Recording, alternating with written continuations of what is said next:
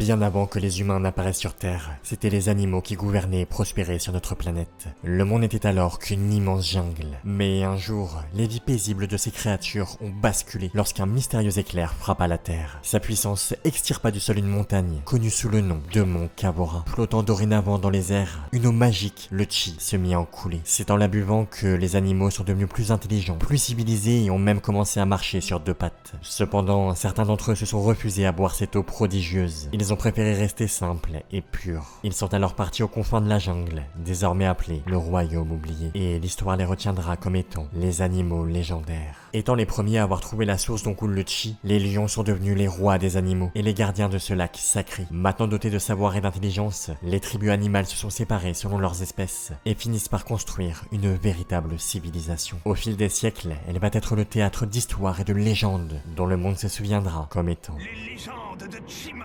Nous sommes des milliers d'années plus tard, au cœur du royaume de Chima. À sa tête, il y a la tribu des lions, dirigée par le roi Lagravis, un être sérieux qui ne se fie qu'aux lois pour diriger la cité. Son fils, Laval, c'est tout le contraire. Il est beaucoup plus aventureux et préfère s'amuser, mais il garde en lui une âme de guerrier. Le prince lion est ami depuis son enfance avec des animaux d'autres tribus, notamment le crocodile Krager, qui adore s'attirer des ennuis. Mais on aura l'occasion d'en reparler très vite. Chaque mois, une réunion entre les rois des tribus est organisée au palais des lions pour répartir équitablement le chi contenu dans des espèces de boules. Pourquoi est-ce qu'ils font ça?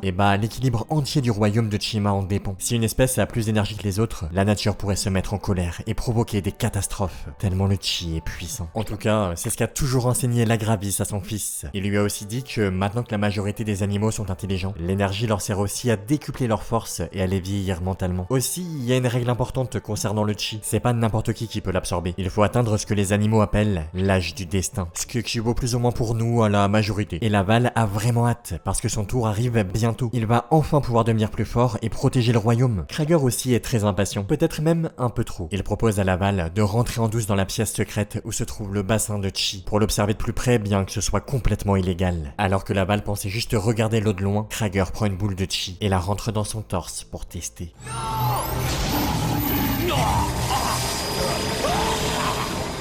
Le problème c'est que, ok, comme je vous l'ai dit, le chi multiplie la puissance de l'animal qui l'absorbe. Mais si par malheur, quelqu'un en prend trop ou sans avoir l'âge requis, il devient fou et avide de pouvoir. Ce qui est justement le cas de Krager. Le roi Lagravis s'en rend compte et l'arrête. Il veut évidemment punir Krager. Sauf que ça crée des tensions avec le chef des crocodiles. Donc après quelques menaces, il est finalement relâché. Mais Laval veut que son ami s'excuse auprès de son père, car il a commis une énorme faute. Une dispute éclate alors entre les deux. Et sur un coup de tête, Krager envoie un appel à l'aide à son peuple depuis sa moto. C'est un peu comme une espèce de feu de détresse, sauf que cette alerte est à utiliser qu'en cas d'extrême urgence. Résultat, les crocodiles déclarent la guerre aux lions. Ouais, ils ont tout whippin. Les deux princes tentent d'expliquer à leur tribu que c'est qu'un malentendu, mais rien n'y fait. Le combat fait rage, jusqu'à ce que la vie des parents de Krager soit en danger. Ils sont au bord d'un ravin sans fond, dont personne ne ressort. Le combat s'arrête et tout le monde, même les lions, s'unit pour les aider. En vain.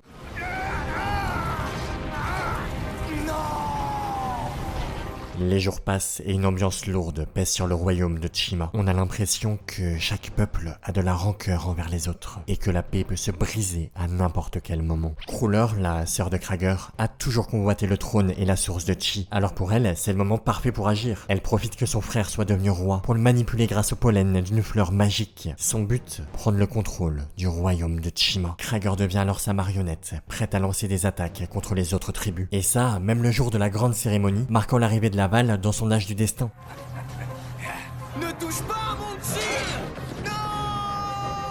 Les crocodiles ne sont pas seuls lors du combat, ils ont des complices. Les loups, une tribu solitaire qui aime juste foutre le bordel. Et les corbeaux, à qui Krager a promis une belle récompense, puisque ces piafs ne jurent que par l'or. En réponse, Laval et son père préviennent les autres tribus pour qu'elles les aident à repousser leurs ennemis. Parmi leurs alliés, il y a les aigles, un peuple sage et relativement pacifique en temps normal. Parmi eux, il y a Eris, une amie très chère de Laval. L'affrontement fait rage, et notre protagoniste finit par se retrouver en duel face à son ancien meilleur ami. Krager, toujours sous l'influence de la fleur, accuse Laval d'avoir orchestré l'accident de ses parents. Foudrage, il finit par pousser le jeune lion dans l'eau en sachant pertinemment qu'il ne sait pas nager. Et alors que tout semble perdu, quelqu'un vient sauver Laval. Un lion du royaume oublié, l'un des animaux légendaires. Attends, mais il devait pas avoir disparu? Pourquoi il y en a un qui revient? Justement, dans le royaume de Chima, une légende raconte que les animaux légendaires reviendront lorsque ses habitants auront besoin d'eux. Ce qui est plutôt le cas aujourd'hui. Bien qu'il n'ait jamais touché au chi, le lion légendaire possède une force brute capable de rivaliser avec ceux qui en sont devenus dépendants cependant. Ouais, du coup on peut clairement remettre en question l'utilité de cette énergie. Grâce à son aide, Laval parvient à mettre fin à la guerre et repousse Krager et ses troupes hors du territoire des lions. Les tensions entre les peuples n'ont pas vraiment disparu, et même si la vie reprend son cours, l'aide de Laval dans les rangs de l'armée ne sera pas de trop. Et faut dire que depuis la bataille, il est animé d'une rancœur contre les crocodiles. Par exemple, il ne supporte pas que ces reptiles aient encore le droit à leur dose de chi mensuelle. Car oui, peu importe ce qu'ils ont fait, les lois sont ainsi faites. Et ce, même si Krager a tenté de renverser le pouvoir. Alors quand les crocos récupèrent du chi pour la première fois depuis la guerre, Laval les suit pour essayer de les dissuader de s'en servir. Seulement, ils ne l'écoutent pas. Leur chef y voit même une opportunité pour piéger le jeune prince. En faisant l'innocent, Krager rend les boules de chi à son ancien meilleur ami. Alors on peut se dire cool, comme ça ils feront rien avec. Le problème c'est qu'en rentrant, le nouveau roi va servir de cette situation pour manipuler sa tribu. Il annonce que les lions, en particulier Laval, ne souhaitent plus leur donner la moindre goutte de chi. Sans surprise, ça passe pas du tout auprès des crocodiles. Ils vont jusqu'à traquer Laval et le coincent au bord du ravin sans fond. Comment est-ce qu'il peut faire pour apaiser la situation? Et bah, notre protagoniste est un peu con, parce qu'il fait tout le contraire. Il balance les boules de chi dans le gouffre sous les yeux de l'armée de Krager. Fou de rage, les guerriers crocos poussent Laval. Mais heureusement, son ami Eris vient juste à temps pour le sauver et le ramène à la cité des lions. Bien évidemment, Krager ne va pas en rester là. Depuis l'accident du début, le crocodile est comme addict au chi et il profite de plusieurs occasions pour tenter d'en ramener à son peuple, notamment avec la course au chi d'or. Une course de moto qu'on appelle des speeders, dont le gagnant remporte une grande quantité de chi sous forme de grosses boules dorées. Et cette énergie est encore plus puissante que le chi de base. Le coureur le plus doué, c'est Laval. Jusqu'au jour où un mystérieux personnage arrive et lui vole la vedette. Sombrevent, un inconnu qui ne parle jamais. Qui est-il? On l'apprendra plus tard. En attendant, c'est lui qui rafle le chi d'or lors des courses. Face à ses deux concurrents, Krager a peu de chances de gagner. Il y a plusieurs courses, mais il se prend branlé sur branlé. D'ailleurs, à ce moment-là, sa sœur, Cruller, le manipule toujours grâce à sa fleur bizarre là. Mais arrive le jour où celle-ci fane. Et Krager reprend très vite ses esprits. Par contre, il n'a plus de souvenir exact de ce qu'il a fait sous l'emprise du maléfice. Bref, le plan de Cruller tombe à l'eau. Mais il reste une solution. S'allier au loup. Le souci c'est qu'elle ne peut pas faire de coup dans le dos de Krager,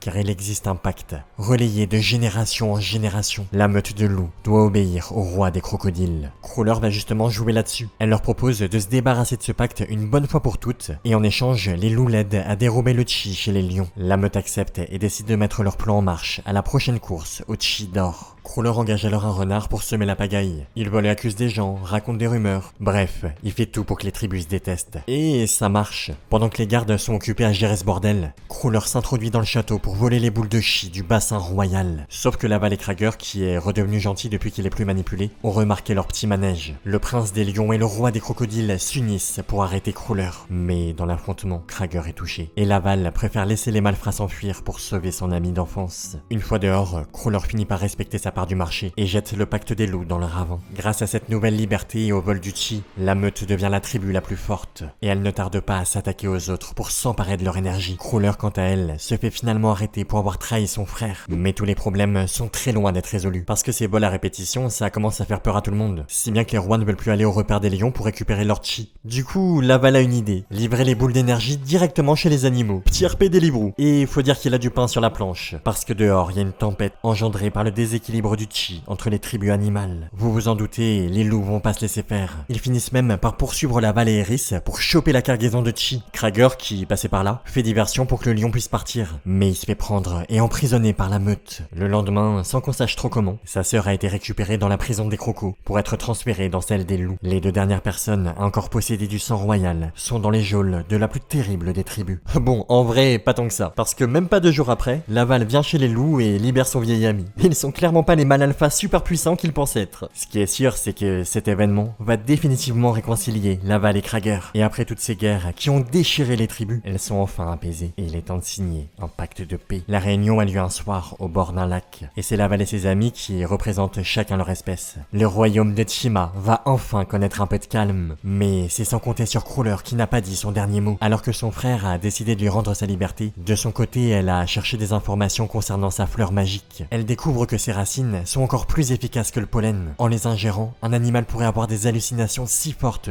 qu'il pourrait en devenir fou. Cruller décide donc de concocter des cocktails pour tous les membres de la réunion du pacte de paix. Le groupe est à terre, en train d'halluciner sur une potentielle guerre interraciale. Mais enfin, qu'est-ce qui te prend? Rien du tout. C'est simplement mon destin. Ouais, en gros c'est comme si elle avait mis du GHB dans leur verre quoi. Heureusement, l'un d'entre eux était occupé avec les papiers et n'a donc pas bu le cocktail. L'animal jette Laval dans l'eau pour qu'il revienne à lui. Après avoir compris la situation, le lion tente de sauver ses amis. Mais les hallucinations sont trop fortes. C'est à ce moment que la terre tremble. Qu'est-ce qui se passe? Laval le sait. Un tremblement de terre à Tchima est souvent le signe de l'arrivée d'un gros Chidor dans le bassin sacré. Il pourrait peut-être l'utiliser pour aider ses potes. Il fonce alors là-bas et explique la situation à son père. Il veut utiliser le Chidor pour sauver ses amis, mais aussi la paix dans le royaume. Sauf que cette énorme quantité d'énergie ne peut pas être donnée à n'importe qui selon la loi, même pas au prince. La Gravis refuse d'aider son fils, mais ce dernier tente le tout pour le tout et vole le Chidor. Laval l'emmène vers ses amis et l'active. Ça marche, ses compagnons se réveillent. Mais malheureusement pour lui, Krager a de nouveau changé. Comme il a déjà été influencé par le pollen de la fleur, les racines ont encore plus d'effet sur lui qu'avant, un peu comme un camé qui retombe dans la drogue. À cause de ça, le crocodile ne souhaite plus signer le traité de paix et fuit. Et comme si ça ne suffisait pas pour Laval de reperdre son meilleur ami, il doit maintenant subir les conséquences de son vol. Il est condamné à l'exil. Alors le prince lion déchu s'en va. Krager profite de son absence pour tendre un piège à la Gravis et le kidnapper. Dans la cage où il est retenu captif, le roi rencontre Cruller. Elle aussi a été enfermée par son frère parce qu'il en avait marre d'elle. Sympa, mais en même temps on comprend. Elle avoue alors à la Gravis ses méfaits et sa manipulation. Maintenant qu'il sait ça, le roi lion comprend mieux la situation. Mais comment régler tout ça alors qu'il est enfermé? La Gravis regrette d'avoir envoyé son fils en exil. Sauf que Laval n'est pas parti si loin que ça, heureusement. Donc il y a encore de l'espoir. Justement de son côté, il croise Sombrevent, qu'il prévient de la situation et il lui donne un document qu'on a déjà vu. Le pacte des loups, avec le roi Croco. Attendez, mais il devait pas être au fond du ravin? Eh bah de base, oui. Mais Sombrevent a pu le récupérer par hasard dans une forêt. Sur le papier, Laval remarque un message en plus à destination de Krager. Malgré le danger, il décide donc d'aller le voir pour lui donner. Arrivés là-bas, les deux sont très surpris par ce qu'ils apprennent. Rends-nous fiers de toi, bébé miracle. Mes parents m'appelaient comme ça quand j'étais un bébé croco. Ah oui? Eh bien je parie que tes parents ont trouvé le pacte au fond du ravin et s'en sont servis pour t'envoyer un message. Ils sont vivants, Krager, et ils veulent que tu le saches. Mais comment? Le roi et la reine crocodile ne seraient finalement pas morts? Malheureusement, ça ne suffit pas pour faire revenir Krager à lui. Mais il accepte quand même de libérer la Gravis en échange de la bonne nouvelle. Les deux lions retournent finalement à leur cité et le père de Laval décide d'annuler sa condamnation à l'exil. Sauf qu'une nouvelle menace apparaît déjà au royaume de Tchima. Un étrange nuage noir attaque le mont Kavora. Après quelques recherches, Laval remarque que la masse sombre provient du royaume oublié, là où se trouvent les animaux légendaires. Pourquoi est-ce qu'il provient de là-bas? On le saura plus tard. Pour l'instant, les animaux s'unissent pour combattre le nuage noir. Ils réussissent à s'en débarrasser, mais Krager profite de la situation pour tenter de renverser le règne des lions en affrontant la Gravis. Une énième bataille entre les animaux démarre. Décidément, ils en ont pas marre de se foutre sur la gueule. Laval, lui, était parti dans la forêt pour essayer de comprendre la situation, mais il revient peu de temps après accompagné de Sombrevent. Et pas que. Ils reviennent de la frontière du royaume oublié, et avec eux, à leur côté, il y a un crocodile légendaire et la mère de Krager sur son dos. Incroyable. En plus, en la voyant, Krager revient complètement à lui. Attends, mais il se passe quoi là? Il y a un nuage chelou, un animal légendaire, une daronne qui revient à la vie, et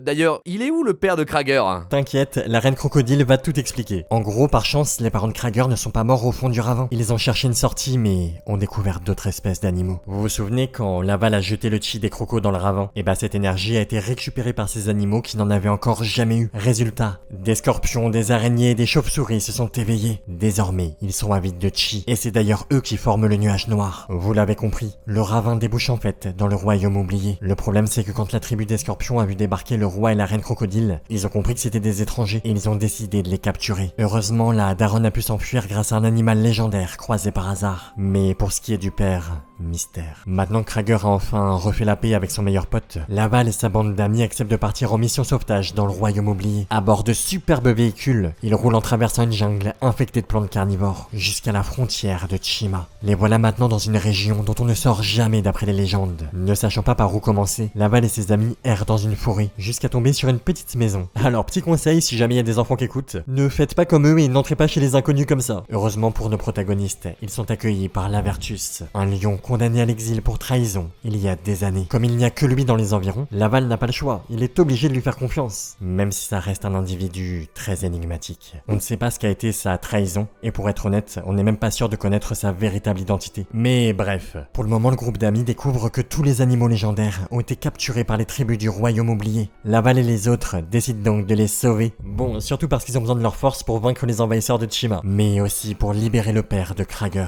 Heureusement pour eux, il n'y a pas beaucoup d'animaux légendaires à sauver, parce qu'il n'y en a qu'un seul par espèce. Nos héros entament donc leur sauvetage, avec des stratagèmes aussi ingénieux qu'improbables. Tu crois qu'on peut distraire des araignées sur une toile géante avec une mouche géante? Et ils sont très efficaces. En même pas 4-5 jours, Laval et ses potes ont pu sauver presque tous les animaux, tant ils ont même pu en découvrir un peu plus sur Lavertus. Il n'est autre que le coureur Sombrevent. Depuis le début, c'était lui. Bon, ça veut dire qu'il a bravé sa condamnation à l'exil pour aller faire des courses, mais bref. Avec tout ça, il reste plus que le loup légendaire à les sauver. Et ça tombe bien, car Krager et Woriz, le chef des loups de Chima, surprennent un cortège avec l'animal, mais également le père du crocodile. Deux pour le prix d'un, c'est une occasion en or. Alors les deux foncent tête baissée et se font bêtement prendre par les scorpions. Ouais, le flop. Pendant ce temps, Laval et les autres remarquent l'absence de leur ami et partent à leur recherche. Pour les aider, Lavertus leur donne des armes qu'il avait gardées, dont une épée royale que seule la Gravis est censée posséder. Bizarre. Mais Laval n'a pas le temps d'y penser. Il faut qu'il aille secourir son meilleur ami. Le groupe part donc sur le dos des animaux légendaires. Des créatures légendaires qui servent de moyen de transport. C'est marrant, à chaque fois je trouve que ça leur enlève du flow. Nos héros arrivent finalement jusqu'au ravin, là où se situe le QG des scorpions. Un combat éclate entre eux et le roi de la tribu. Et alors que notre équipe galère, Woriz a une illumination de dernière minute. Rendre un croc du loup légendaire que les siens avaient gardé depuis des années. Un ancien chef l'avait trouvé par hasard dans une forêt et avait décidé d'y vouer un culte. Depuis, le croc de l'animal servait de porte-bonheur à la tribu. Et comme leur chef, c'est Woriz, il avait décidé de l'emmener lors de son périple dans le royaume oublié en le redonnant à son propriétaire. L'animal légendaire devient encore plus fort et les libère de leur cage. Woriz et Krager peuvent maintenant se battre aux côtés de leurs amis. Sauf que, gros problème, avec toutes ces attaques, les murs du ravin se détruisent et menacent de tous les enterrer. Lavertus arrive à la dernière seconde pour les sortir de là. Mais pour les sauver, il est obligé de se sacrifier sous les rochers. Il arrive quand même à dire une toute dernière chose à Laval. Tu diras à mon frère, la Gravis, qu'il me manque énormément, Laval. Lavertus était donc un membre de la famille royale. Ça explique pourquoi il avait l'épée. Malheureusement, Laval n'aura pas pu profiter pleinement de ses retrouvailles. Leur mission terminée, nos protagonistes rentrent finalement au royaume de Chima avec le père de Krager. Là-bas, le roi Croco fait la paix avec la Gravis afin de mettre un terme au conflit entre les deux espèces. Cependant, le vieux crocodile se doit de rétablir la vérité concernant Lavertus. S'il a été exilé, c'est par sa faute. Au départ, Lavertus était l'amant de la mère de Krager. Furieux et jaloux, le roi Croco a utilisé la plante magique de manipulation pour inciter le lion à voler du chi. C'est comme ça que Lavertus s'est fait jeter à jamais du royaume de Chima. Malgré cette lourde vérité, la Gravis pardonne au père de Krager. Les conflits n'ont que trop duré. Ce qu'il veut désormais, c'est que Chima puisse connaître le calme et la paix. Sauf que malheureusement, nos héros vont devoir livrer un dernier combat. Une boule de chi est tombée dans des grottes encore plus profondes que les ravins, et ça a réveillé des tribus animales ancestrales qui datent d'avant la création du royaume de Chima. Pour être plus précis, ça a réveillé les tribus de glace, notamment leur chef, Fangar, un tigre à dents de sabre qui a vécu il y a des milliers d'années. Son but, dominer le monde. Un truc de méchant quoi. Et c'est son jour de chance, car quand Laval et les autres ont combattu les scorpions, ils ont détruit leurs réserves de chi et les boules d'énergie ont glissé et se sont retrouvées au pied de Fangar. Grâce à ça, le tigre peut réveiller son armée et remonter à la surface en glaçant tout sur son passage. Il commence par s'attaquer au marais des crocodiles, dont les seuls survivants sont Krager et sa sœur. Ouais, elle est toujours là elle. Les deux se réfugient chez les lions pour les prévenir de la situation. Laval lance donc une offensive, mais l'armée de glace est beaucoup trop puissante et ils ont l'avantage numérique. Alors nos héros sont obligés de se retirer. Comment faire? Eris a une idée, car depuis quelques jours, elle a des visions dans lesquelles il y a des phénix et un pouvoir de feu. Ouais, chelou. Je me demande si elle a pas tapé dans le GHB de Crawler. Sauf que son intuition est bonne, et Laval et Krager tardent pas à le découvrir. Ensemble, les trois montent sur le mont Kavora, là où devrait se trouver une entrée secrète vers un temple. Et bingo, les voilà face au roi Fluminox, dirigeant du tout premier peuple intelligent de Chima, les phénix. À ses côtés, il y a Tormak, un tigre, et tous les deux ont vécu des milliers d'années. Alors, ils étaient où pendant tout ce temps? Aucune idée, mais leur présence tombe à pic. Fluminox explique à nos héros qu'à l'origine, Fangar était leur ennemi, qui souhaitait dérober le savoir et le pouvoir des phénix. Afin de mettre fin à la guerre que le tigre de glace avait entamée, Fluminox ainsi que 8 autres phénix avaient lancé une espèce de reboot de la région, qu'on appelle la Grande Illumination. Vous vous souvenez de l'éclair mystérieux dont j'ai parlé au tout début? Celui qui a séparé le mont Kavora de la base de la montagne? Et bah voilà, c'était eux. Grâce à ça, Fangar et son armée se sont fait congeler dans des grottes souterraines. Mais apparemment, leur emprisonnement est révolu. D'où le retour du roi Phénix. Il souhaite de nouveau leur faire face et aider nos héros, en leur donnant notamment des morceaux du chi de feu. Une énergie encore plus puissante que le chi de base, capable de rivaliser avec la glace de Fangar. Après s'en être montré digne lors d'une épreuve imposée par Fluminox, Laval, Eris et Krager obtiennent cette fameuse nouvelle force. Il faut pas longtemps après pour que le roi Phénix décide d'en donner au reste de la bande. Nos protagonistes entament donc une série d'offensives contre l'armée de glace afin de la repousser. Fluminox leur propose l'aide de la fille de Tormac, Layla, une guerrière dont Laval va vite tomber amoureux. Il va même l'emmener en date.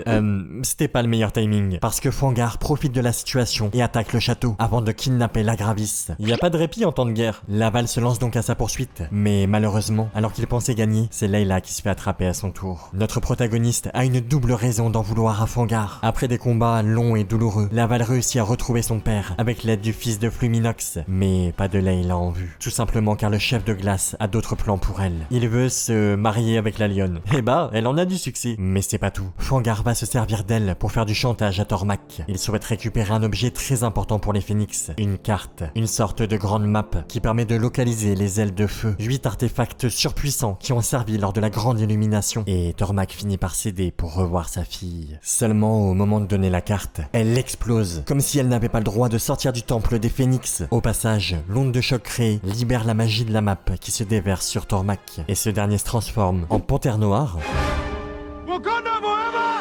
Posez pas de questions. Toujours est-il que même s'il a pas pu donner la carte, quand Fluminox apprend qu'il a essayé, il le considère comme un traître et notre guerrier doit fuir. De son côté, Fangar rentre bredouille pour préparer son mariage avec Layla. Ouais, il perd pas de temps. Et surtout, il s'en fout que la lionne ne veuille pas. Un vrai connard. Mais heureusement, Laval lance une attaque surprise et parvient à récupérer sa bien-aimée. Sauf que lui et ses amis tombent dans un ravin glacé alors qu'ils tentaient de rentrer chez eux. Et vraiment les ravins dans cette série, je sais pas, faites gaffe. Bon, là pour le coup c'était un piège de l'armée de glace, mais quand même. Nos protagonistes tentent d'en sortir, mais impossible. C'est alors qu'une lumière apparaît au fond de la grotte. Il s'agit de la Vertus. Il a finalement survécu à l'éboulement de la grotte. En tout cas, le lion est très heureux de retrouver son neveu. Il en profite même pour le charrier sur sa nouvelle chérie. Y a-t-il une chance de pouvoir sortir d'ici le plus vite possible, monsieur Sombrevent? Oui, bien sûr, ma chère. Je suis prête à tout pour la petite amie de mon neveu.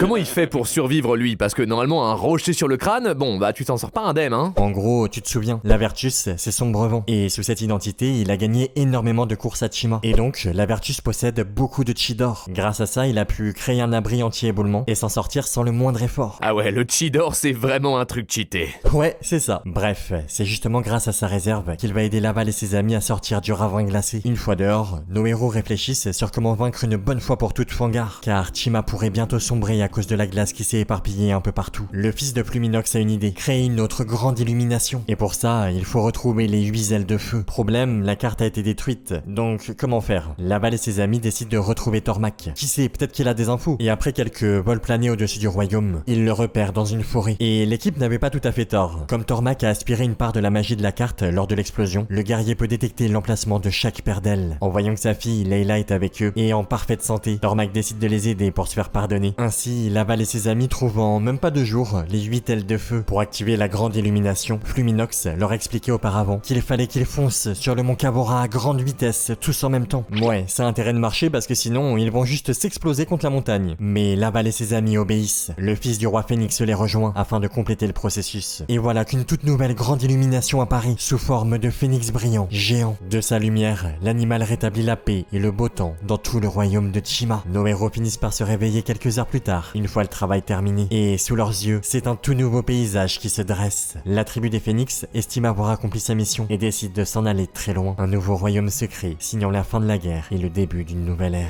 Je vois les légendes de Chima. Après d'innombrables batailles entre les tribus, Laval et ses amis ont appris une vérité essentielle. Le véritable pouvoir du Chi réside dans l'harmonie entre les peuples. Ainsi s'achève une ère de conflit pour laisser place à la paix et au renouveau. Qu'est-ce qui attend Laval et sa bande d'amis maintenant? Très bonne question. Malheureusement, il y a des interrogations de notre enfance qui n'auront jamais de réponse. Mais ce qui est sûr, c'est que le royaume de Chima est très bien protégé par des guerriers prêts à tout pour l'équilibre entre les peuples.